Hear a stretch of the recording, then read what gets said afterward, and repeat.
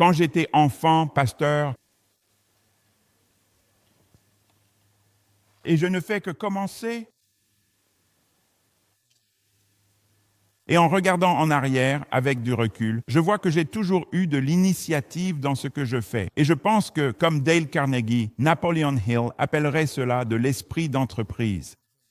Quelqu'un dirait, voilà un jeune homme entreprenant. Ce don a toujours été exagéré dans ma vie, ce qui signifie aussi, et même si je m'en réjouis, que la raison pour laquelle je peux voir qu'il a été amplifié, exagéré ou mis en avant, c'est que bien souvent, il me pousse à aller dans des eaux où je ne suis pas prêt à nager. On peut donc dire que c'est un don surdéveloppé ou un don développé, mais cela met aussi en lumière d'autres domaines de ma vie où j'ai besoin de plus de développement. Est-ce que quelqu'un s'est déjà senti comme ça? Comme si vous aviez de vraies grandes forces, mais que vous vous disiez, mince, j'aimerais ne pas avoir ce point aveugle. J'aimerais que ce soit un peu différent. Eh bien, cela a fait partie de notre vie et de notre ministère. Et donc, quand Kelly et moi avons commencé une église, relancé l'église, j'ai grandi en étant pasteur de l'église dans laquelle j'ai été élevé. Et quand nous nous sommes lancés, nous avions une grande vision. Nous avions une grande vision de ce que nous voulions voir le Seigneur accomplir. Et cette vision nous a conduits à quitter un bâtiment permanent pour aller dans un cinéma à l'intersection de la Florida Turnpike et de la Southwest 30th Street dans le sud de la Floride. Et donc, l'emplacement était bon. Et l'idée de se réunir dans un cinéma, dans un espace public comme celui-là, ça semblait tout simplement incroyable. Et je disais à tout le monde, c'est génial, nous allons aller directement au cœur du marché. Et je parlais, ces gens-là, nous avons commencé avec une poignée de personnes, mais au moment où nous sommes partis, nous avions probablement environ 120 personnes. Je les ai convaincus de venir installer et démonter chaque semaine. C'était incroyable. Le Seigneur nous a bénis. Je me souviens d'un été, pendant 6 dimanches consécutifs, quelqu'un est venu regarder un film et a découvert qu'il y avait une église. Ils sont simplement entrés dans l'église. C'était plutôt cool. Jusqu'au jour où le service a un peu trop duré et que Saut 3 a commencé juste derrière moi dans la salle de cinéma. C'était gênant. Donc, nous étions dans ce cinéma et c'était incroyable, c'était bien. Mais je vais vous dire, après 3 ans, voyez-vous, je pensais qu'on allait s'installer là-bas. L'église allait grandir et ensuite on pourrait tenter d'obtenir un bâtiment, essayer de vendre celui qu'on avait avant, mais ça ne s'est tout simplement pas passé comme ça. Alors, on a fini par rester dans un cinéma pendant 7 ans. Et les gens me demandaient, « Pasteur, quand est-ce qu'on va sortir d'ici ?» Et pendant 3 ans, je disais, « Oh, c'est incroyable, on ne veut pas partir. » Pensez ministère faire. On ne paie pas d'hypothèque. On ne le fait pas. On investit tellement dans le ministère. Je vais vous dire, il y a eu 4 des 7 années où un pasteur n'était pas tout à fait transparent avec tout le monde. Et je me souviens d'avoir vu des gens se blesser les mains à déplacer la scène chaque semaine. Et je priais simplement le Seigneur, « Seigneur, quand pourrons-nous partir d'ici ?» Bref, pour résumer, le Seigneur nous a aidés. Il a aidé. Et l'Église a grandi pendant cette période. Il nous a aidés. Nous avons développé un esprit d'évangélisation et nous touchions la ville comme jamais auparavant, ce qui est important quand on est une Église qui prêche la vérité parce qu'on offense certaines personnes. Et laissez-moi vous dire qu'en Floride du Sud, le simple fait d'être un homme ou une femme qui croit à la Bible sur les choses les plus élémentaires, qui ont été acceptées pendant, vous savez, toute la chrétienté, c'est suffisant pour vous attirer de gros ennuis. Donc je devais toujours aller vers les gens pour ne pas simplement m'occuper d'un groupe de chrétiens culturels. Ils veulent me dire quoi faire. En fait, je me souviens qu'un jour, un gars bien intentionné de l'Église est allé voir mon père et lui a dit « Pasteur Johnson, je pense que le pasteur Travis devrait prêcher un peu plus sur ce sujet, un peu plus comme ceci. Y a-t-il un comité de chair ?» Et mon père a répondu « Oui, il y a un comité de chair. Il y a 3 personnes. Ils s'appellent le Père, le Fils et le Saint-Esprit. » Je n'oublierai jamais ce que mon père a fait ce jour-là. C'était tellement merveilleux. Nous travaillions dur et nous allions de l'avant. Nous atteignions des gens, des personnes venaient à Christ et c'était une période formidable dans l'Église. Mais au fond de moi, je me disais, je vais vous dire, surtout vers la 6e année, je me suis demandé, et si Je me demande si je n'ai pas fait une erreur en amenant tout le monde dans ce cinéma, parce que nous étions sans abri et j'étais fatigué. Je n'oublierai jamais. Certaines opportunités se sont présentées, certaines choses se sont produites là-bas. Je suis en train de tronquer un peu l'histoire, mais un jour, je me retrouve avec une opportunité pour nous d'obtenir un bâtiment. Nous avions maintenant un bâtiment entre les deux dans lequel nous étions restés très peu de temps. Mais c'était un espace vraiment petit. Nous étions un groupe de personnes. Espace. L'église était passée d'environ 27 à 600, 700 personnes. Et puis j'arrive et je découvre cet espace. Et c'était tellement grand. C'était plus grand que tout ce que je pensais pouvoir faire. Mais je me souviens avoir pensé, Seigneur, tu peux le faire. Et j'ai une photo de ce moment. Vous aimeriez voir ça? Regardez ce moment. C'est moi, debout devant un bâtiment que nous étions sur le point d'acquérir. À ce moment-là, mon ami était pasteur. L'église était vraiment dans une mauvaise situation. Et je me tiens là. Et cette nuit-là, ou la nuit suivante, ils allaient mettre un cadenas sur les portes et la faillite ou une procédure de saisie allait prendre ce bâtiment. Et je me disais, Seigneur, peux-tu le faire? Peux-tu le faire? Je me sentais tellement dépassé. Ce n'était pas n'importe quelle propriété. C'est l'un des biens immobiliers les plus chers de tous les États-Unis. Et c'est aussi l'un des endroits les plus touchés par la criminalité aux États-Unis. Et je me disais, comment puis-je y arriver? Je n'ai même pas les outils. Et je me souviens parler à un excellent chef d'entreprise de l'Église. Et je lui ai dit, voilà ce qu'il faut faire. Voilà ce que je pense devoir faire.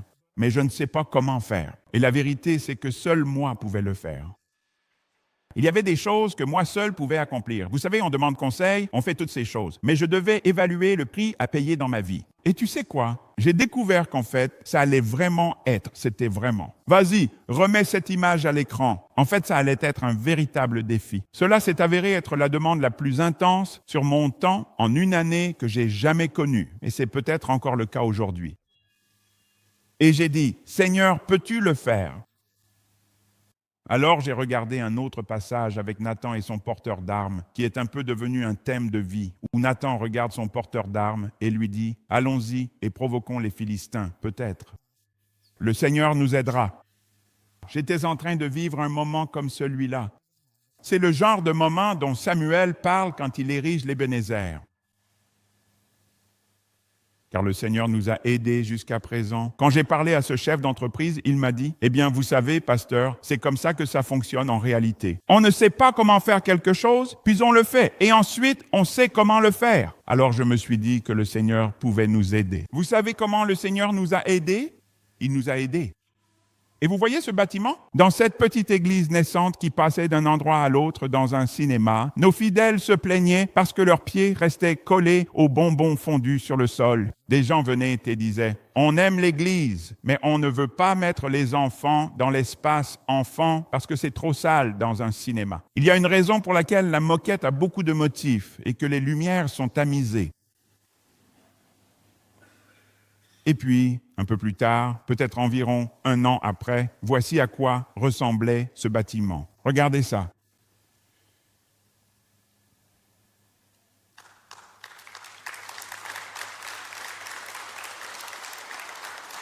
C'est devenu la plus grande propriété d'église protestante de tout le comté de Miami-Dade. Et nous sommes passés de cette petite église naissante, je crois qu'on a une photo de l'intérieur, à remplir cet endroit 3 fois chaque dimanche. C'était tellement généreux, tellement généreux. Où que vous soyez, peu importe ce que vous contemplez dans votre vie, les rêves et les espoirs que vous portez, surtout en ce qui concerne votre famille, votre marche avec le Christ, votre ambition pour le royaume de Dieu, vous savez, vous êtes probablement comme moi, parce que ce n'est pas la seule fois où j'ai ressenti ce sentiment. On peut poser ça. Où nous avons eu l'impression de savoir que Dieu voulait faire quelque chose, mais de ne pas en avoir la capacité. C'est plus grand que moi. La réalité, c'est que j'ai dû me présenter devant le tribunal des faillites face au plus grand cabinet spécialisé en faillite de toute la Floride. Et je n'oublierai jamais, l'avocate principale est entrée dans la salle d'audience et sa petite fille de 7 ans a couru et a sauté sur les genoux du juge. J'ai regardé mon avocat. J'ai dit, on est fichu. Samuel a regardé ce que Dieu avait fait.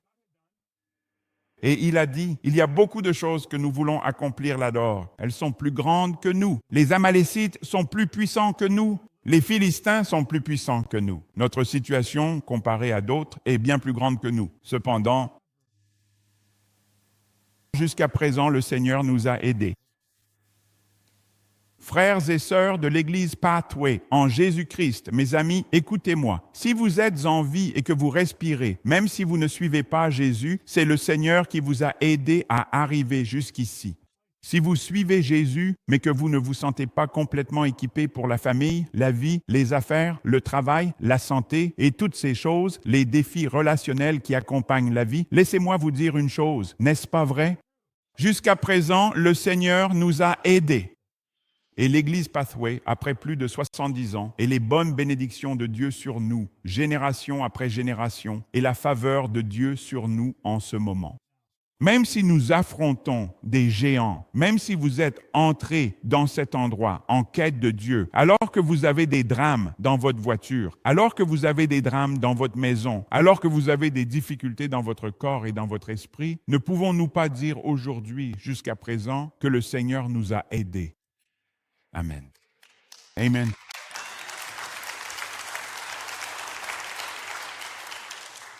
Nous allons élever un Ebenezer. Élever Ebenezer vous donne une ancre pour vous guider et avancer fidèlement dans votre avenir.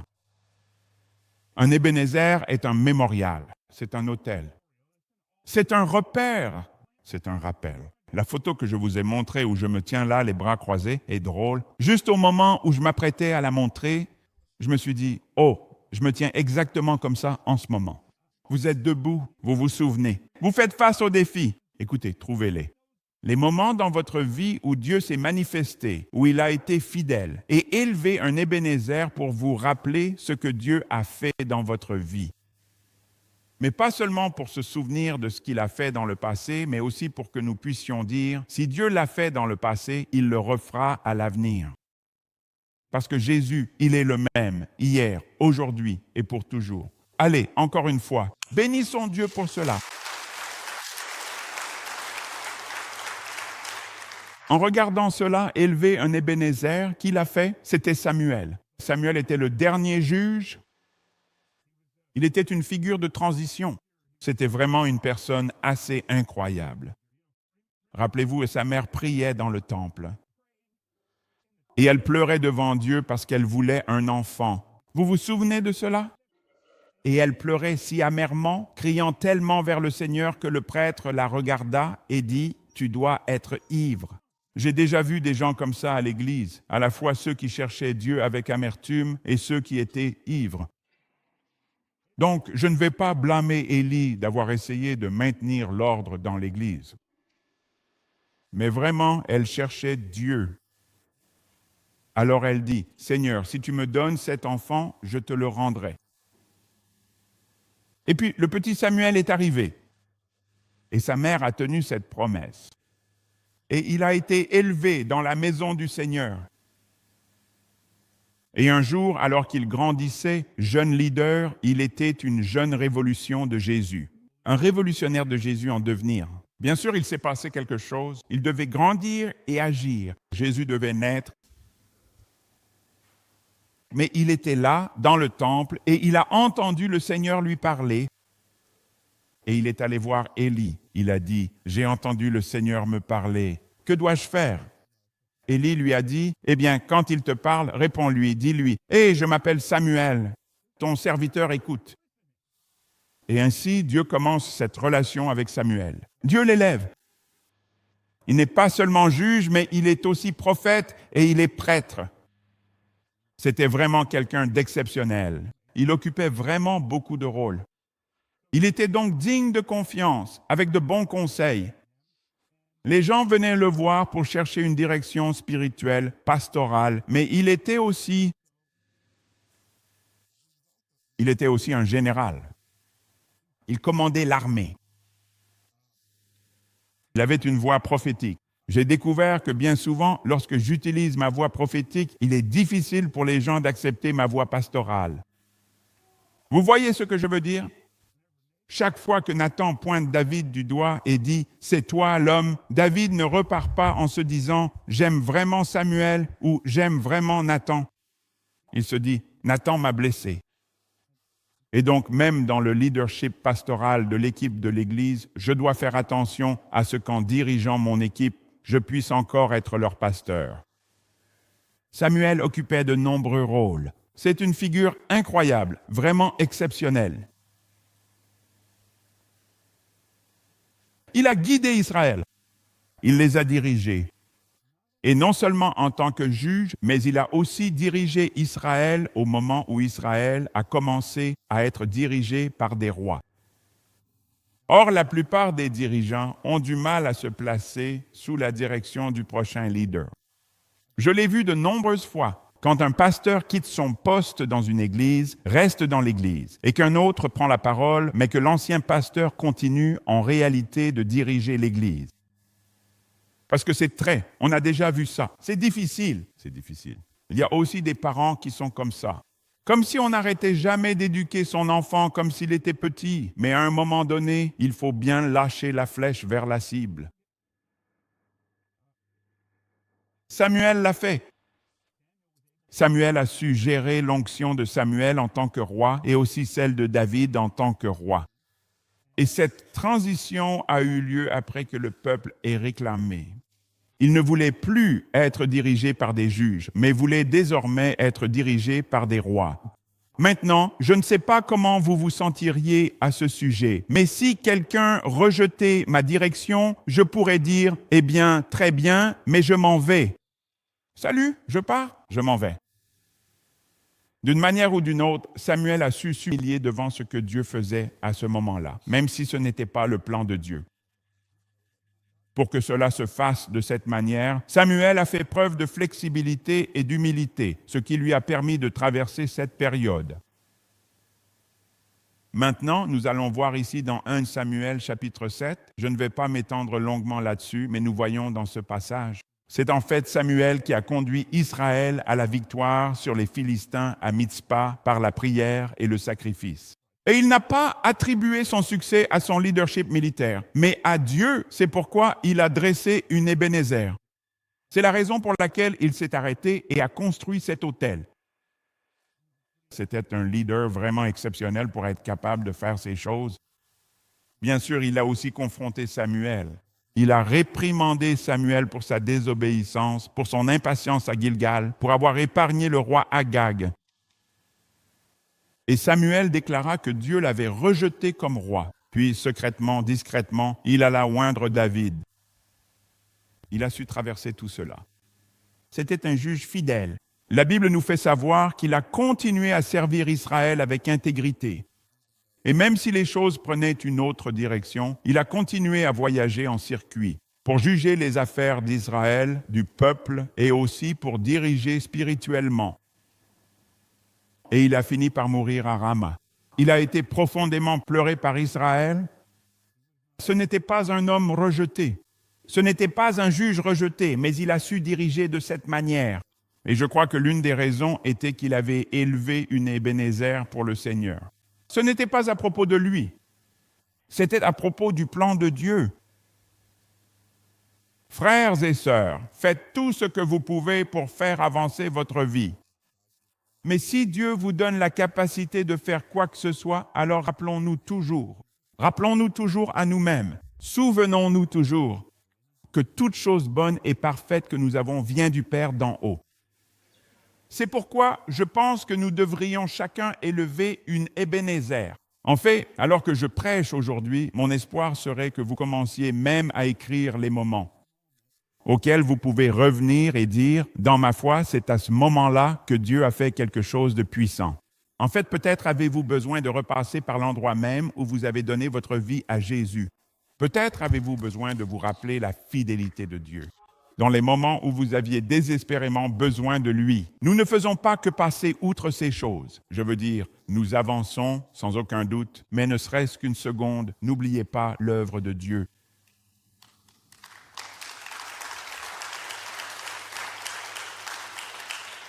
Et si je peux me permettre, j'aimerais dire aux frères et sœurs fidèles qui ont contribué à faire de Pathway Church ce qu'elle est aujourd'hui au fil des années, merci pour votre service. Merci pour votre ministère.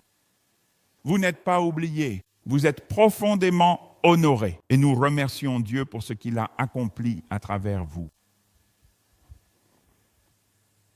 Comment élever un Ebenezer? Laissez-moi vous aider. Premièrement, construisez un hôtel du souvenir. Dites-le avec moi. Construisez un hôtel du souvenir. Rappelez-vous, il ramasse une pierre et l'appelle Ebenezer. Voyez, Ebenezer était un hôtel, une pierre, et c'était aussi un lieu. Plantez un jalon quelque part. Élevez un repère quelque part. Faites une marque dans votre Bible. Je veux dire, c'est ce que je fais. Quand j'annote ma Bible, que je la date, que j'écris qui a prêché, ou que j'indique où j'ai prêché, ou que je laisse des notes au début de ma Bible, j'élève un Ebenezer.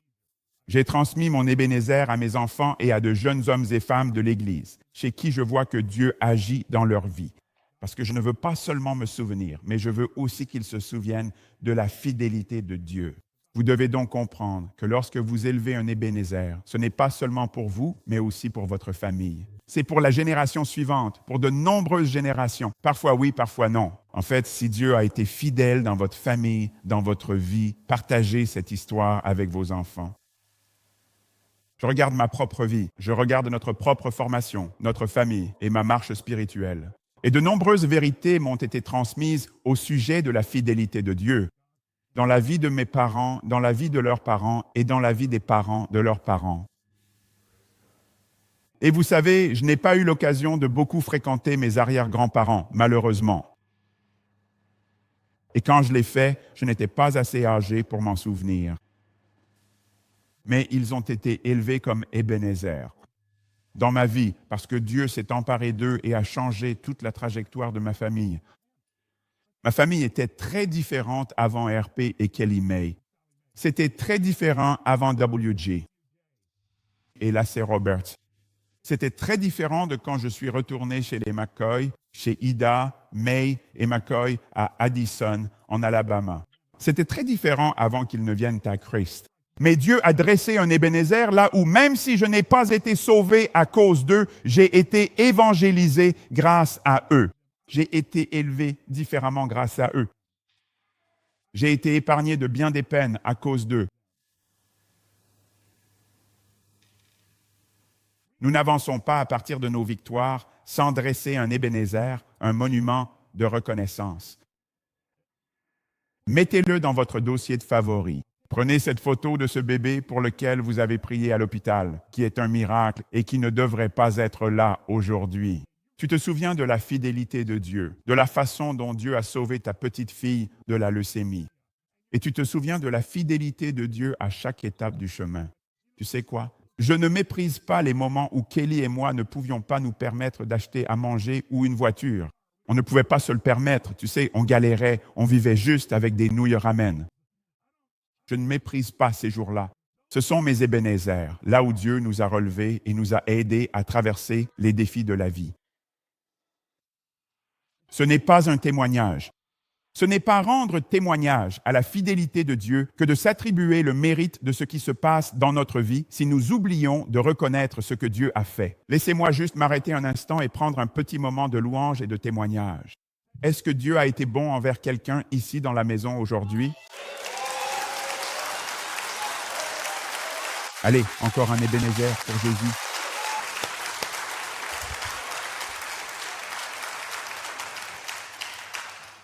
Pour élever notre Ebenezer, nous construisons un hôtel du souvenir. Et ensuite, deuxièmement, nous devons réellement nous souvenir de la fidélité de Dieu dans le passé. Parce qu'il est facile de poser un petit jalon puis de passer à autre chose. Mais rappelons-nous la fidélité de Dieu. L'une des raisons pour lesquelles c'est si important, c'est parce que la vie est éprouvante. Quand tu es fidèle et que tu suis Jésus, quand Dieu est fidèle et que tu suis Jésus, il t'aide sur le chemin.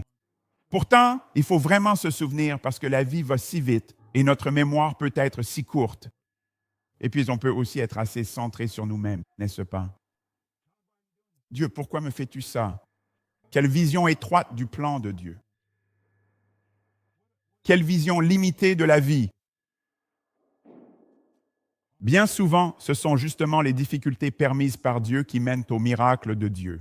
Vous savez, beaucoup d'entre nous ont probablement déjà été sur le point d'abandonner, juste au seuil d'un miracle. N'oublions pas ce que nous avons ressenti. N'oublions pas à quoi nous ressemblions. N'oublions pas comment nous parlions. N'oublions pas le genre d'amis que nous avions. N'oublions pas le genre d'esclavage et d'addiction auquel nous étions asservis. Et souvenons-nous simplement de ce que Dieu a fait. En fait, je veux juste très prudemment, vous corriger un tout petit peu. Ne regardez pas le passé en ayant peur de montrer une photo à quelqu'un. N'ayez pas peur de regarder en arrière et vous savez, de laisser cela se voir. Laissez les gens voir d'où vous venez. Est-ce que l'un d'entre vous a grandi en pensant que ses vêtements étaient à la mode? Quelqu'un? Je n'oublierai jamais, quand j'étais enfant, j'ai eu une paire de kangaroos. Je me croyais trop stylé, vous voyez? Il y avait une petite fermeture éclair sur le côté. On pouvait y mettre une pièce, $1. Là, c'était du sérieux. Juste avant ça, j'avais d'autres chaussures avant. Je ne connais même pas leur nom. Je me souviens que mon frère a eu des baskets North Star. Quelqu'un a déjà eu des North Star? Je ne sais même pas si quelqu'un en a déjà eu. Mais il y avait une étoile dessus, et c'était en gros des fausses Converse. Je suis presque sûr que c'était ça, tu sais. Ce n'est pas Mountain Dew, mais c'est quelque chose de tonnerre. Ouais, tu as raison. Maintenant, n'ayez pas peur. N'ayez pas peur de sortir les images et les rappels de la fidélité de Dieu. Nous ne le ferons pas. Vous savez quoi, nos enfants vont nous faire ça. Je suis désolé, maman, de parler des chaussures. Je suis désolé. J'aurais dû, si j'avais fait attention, je n'aurais dit ça qu'au service de 10h30.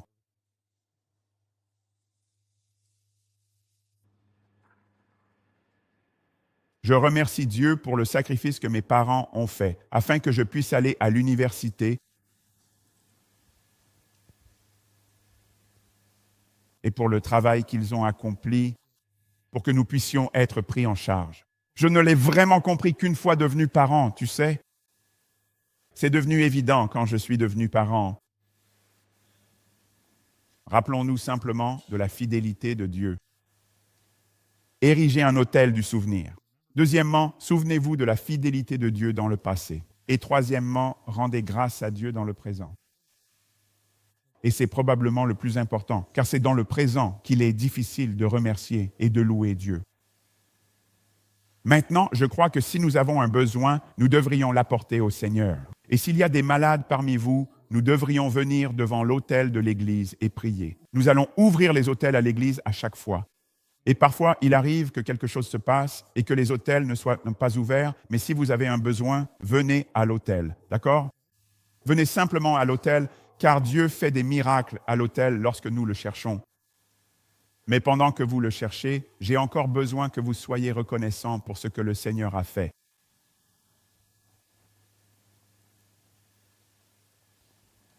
Mon père, assis contre la commode dans sa chambre, au cours des derniers mois de sa vie, il était frêle. Il avait toujours été si fort, mais là, il était frêle. Je me souviens des conversations avec ma mère et mon frère. Il voulait sortir, marcher jusqu'à la rue, juste s'asseoir au bord de la route, essayant simplement de trouver un peu de soulagement face à la douleur. Il tenait encore à son indépendance. Et je ne laissais personne lui donner des ordres. Lui dire de prendre des médicaments, de faire quelque chose. Il disait, laissez-moi tranquille. C'était génial.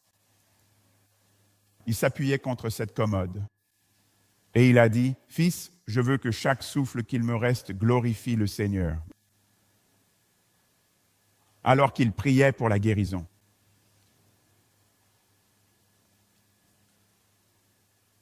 Pathway Church, n'oubliez pas ce que Dieu a fait.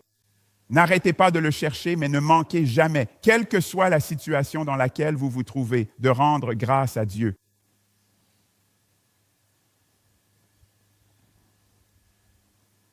Et enfin, faites confiance à Dieu pour l'avenir.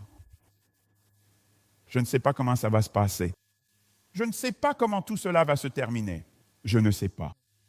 J'ai en tête que vous savez, je veux prêcher à cette chair aussi longtemps que possible, mais je veux arrêter avant qu'on doive me faire sortir en fauteuil roulant. C'est mon plan, n'est-ce pas? Je veux pouvoir partir quand il le faudra pour que Pathway puisse passer à l'étape suivante. Je ne sais pas exactement à quoi cela va ressembler. Mais j'ai hâte d'y être. J'ai vraiment hâte que quelqu'un puisse m'aider à traverser cette église, car j'en ai grandement besoin. Et me bénisse quand j'entre. Pasteur Johnson, ça fait plaisir de vous voir. Et je suis là-bas, en train de lire sur leurs lèvres, parce que je ne les entends plus. Hey, vous avez vu la tenue que porte le pasteur Travis aujourd'hui? Peu importe, parce qu'à cet âge-là, tu peux faire tout ce que tu veux. Tout ce que tu veux.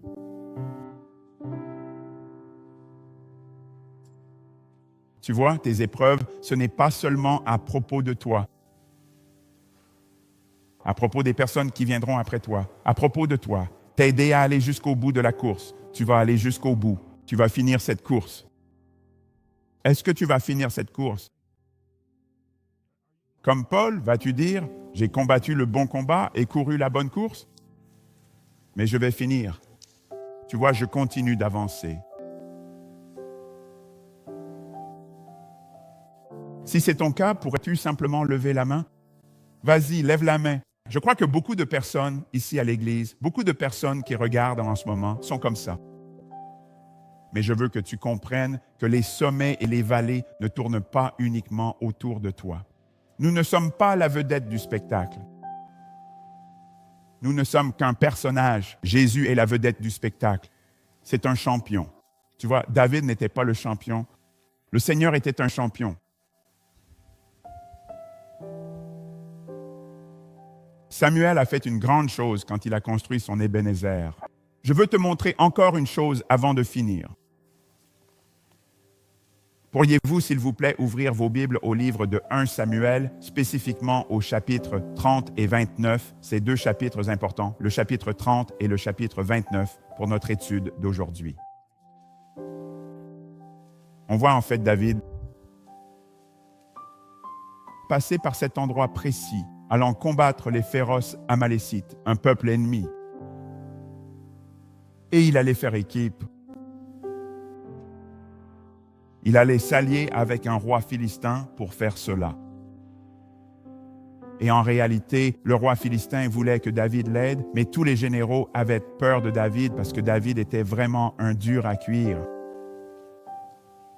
Et donc, en fait, ce roi philistin dit, « Je pense que tu es un homme parfait. Je pense que tu es un excellent chef. Tu fais ce que tu dis. » Il a dit, « Je pense que tu es aussi bon qu'un ange du Seigneur. » Il a dit, « Mais mes autres généraux ne veulent pas se battre avec toi. Ils ont peur que tu élimines les Amalécites et que tu élimines. » Il a dit, « Pourrais-tu rentrer chez toi? » David répondit, « Pourquoi me fais-tu cela? » Il a dit, « Rentre simplement chez toi. » Et donc David est rentré chez lui et les a laissés se battre.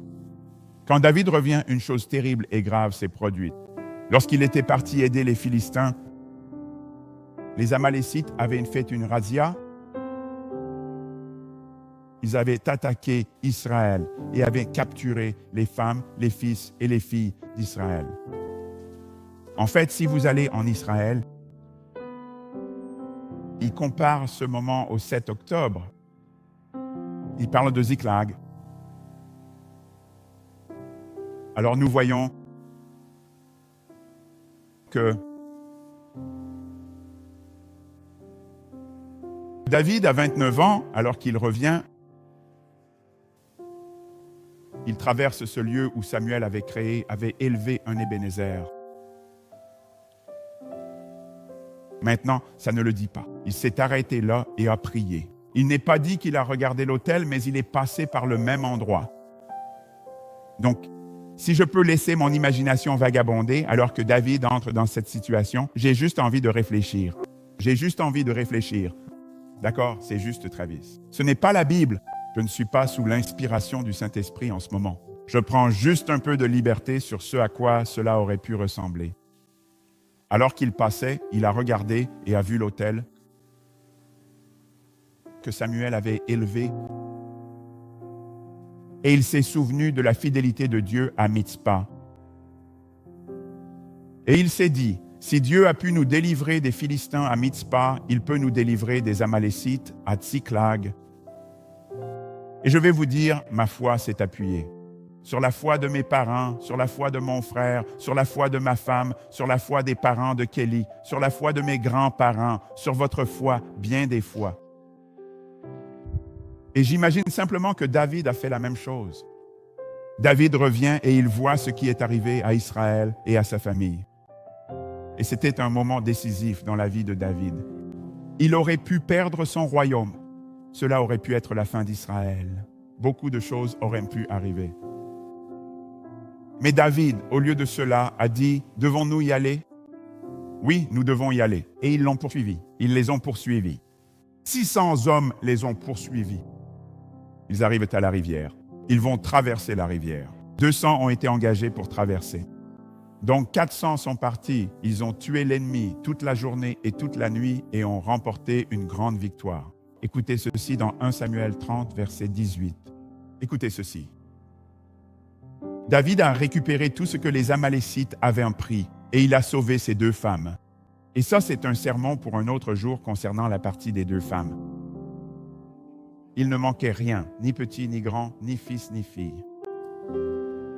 Ni rien d'autre qui avait été pris.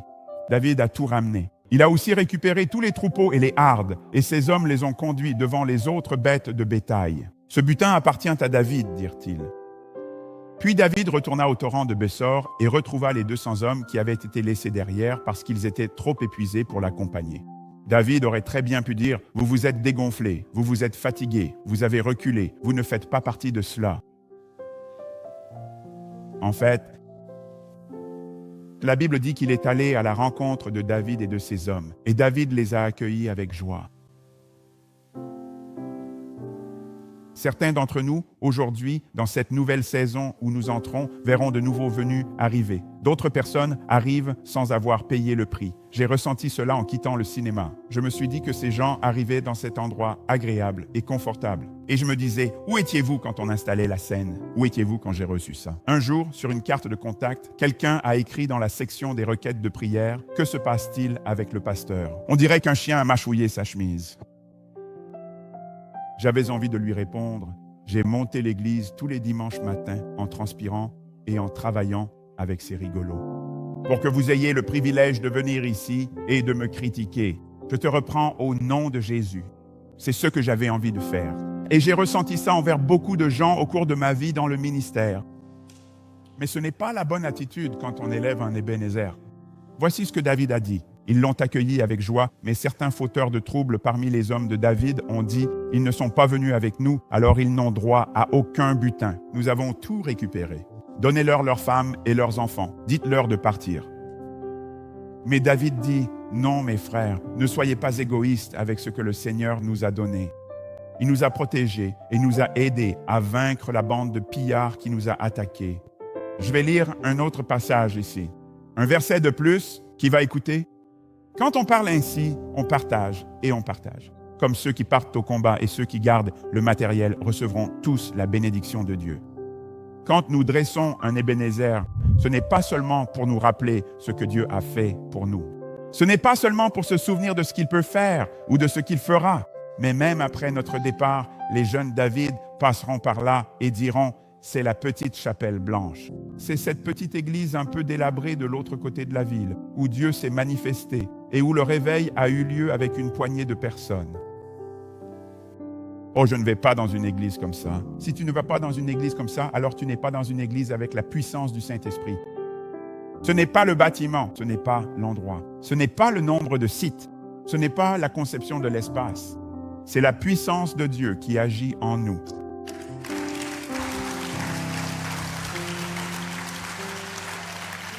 Eh bien, je suis juste plus grand que ça.